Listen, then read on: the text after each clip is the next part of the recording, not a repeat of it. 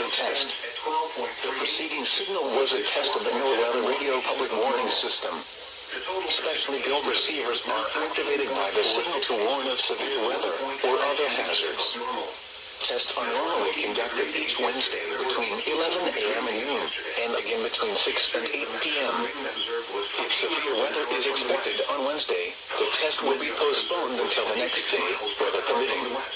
Reception of this broadcast, and especially the warning signals, can vary at any given location. This variability, normally more noticeable. Humidity was 42%. The normal high temperature for today is 90 degrees, and the normal low is 74. The record high for today is 96, which last occurred in 1945, and the record low is 53. Consistent and dependable service.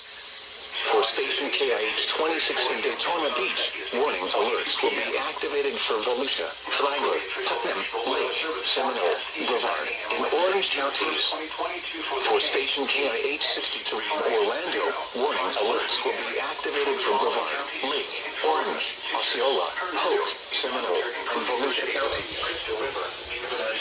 Turn off. And Spring Hill.